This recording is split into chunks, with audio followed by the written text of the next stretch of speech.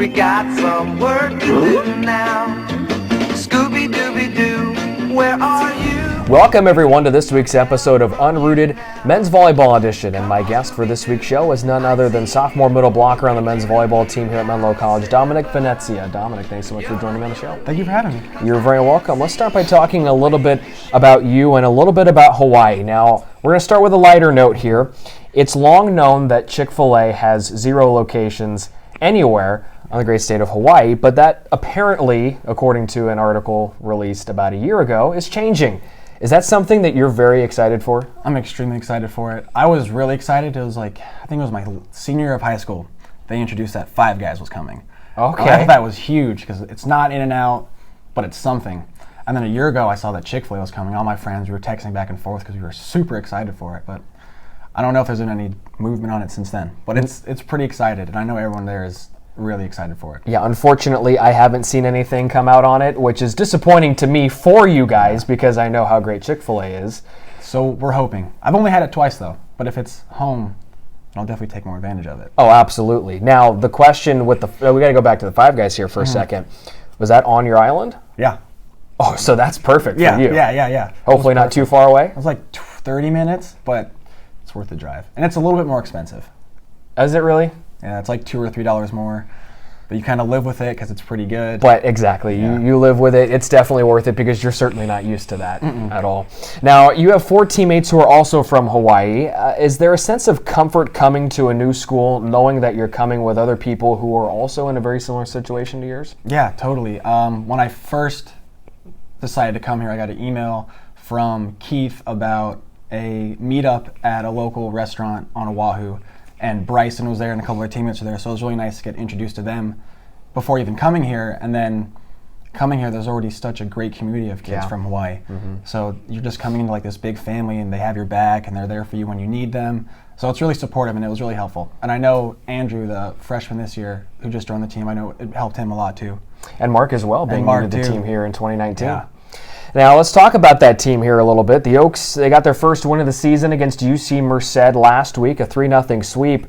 First of all, how great did it feel to win for the first time this season and also so early in the season? It felt really nice, especially since UC Merced beat us 4 times last year. Yeah. It was a really nice comeback, and it was so much better that it was our first real home win in the program history against UC Merced.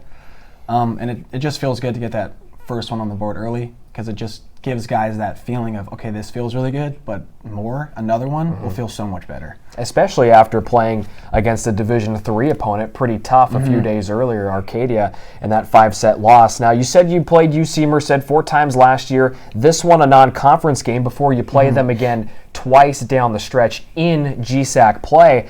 How important are those past games knowing that when you play them next time, you have A, the experience against them, and B, it's going to mean a little bit more because it's conference play?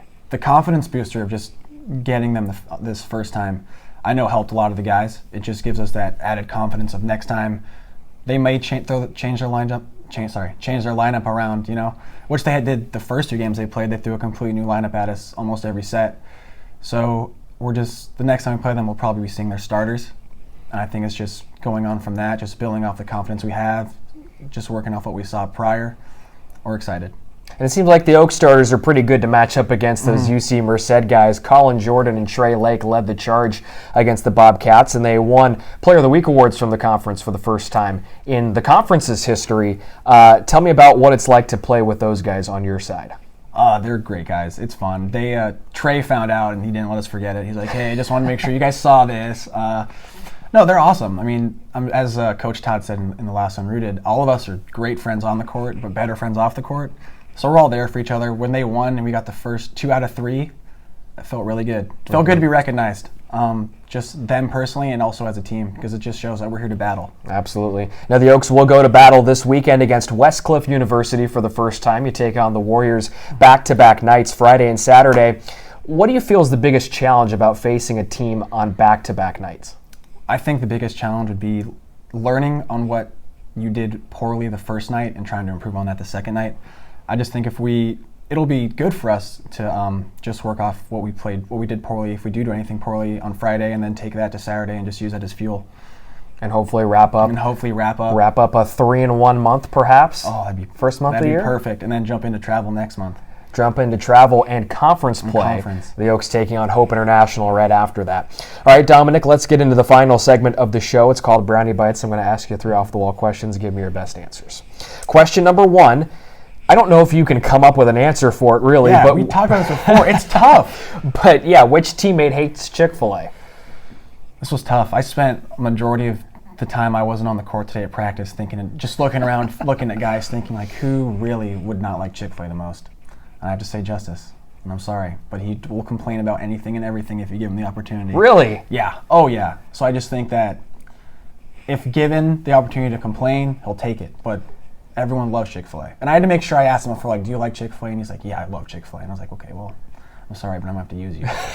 His love of Chick-fil-A is less than everybody else. We can leave it at that. Exactly.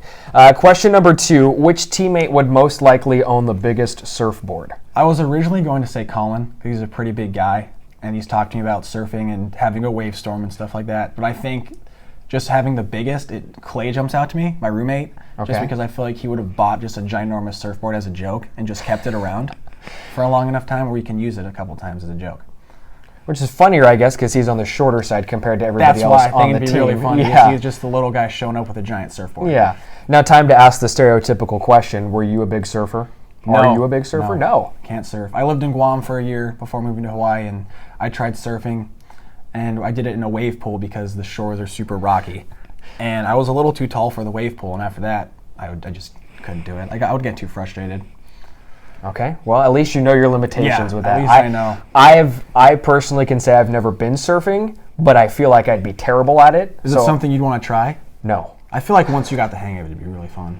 Yeah, but I don't know. I don't know if my coordination is there. That's what I'm scared for. Just getting up for like 2 seconds, feeling the exhilaration of it, and then just falling on your back.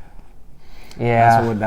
It would just defeat me. I'm going to pass. Again. Well, as long as the shores aren't rocky, I suppose, then I guess I'll be all right. Then question number 3, which teammate do you feel like you could most definitely beat at Monopoly? Benjamin Carruthers. Really? 100%. 100%.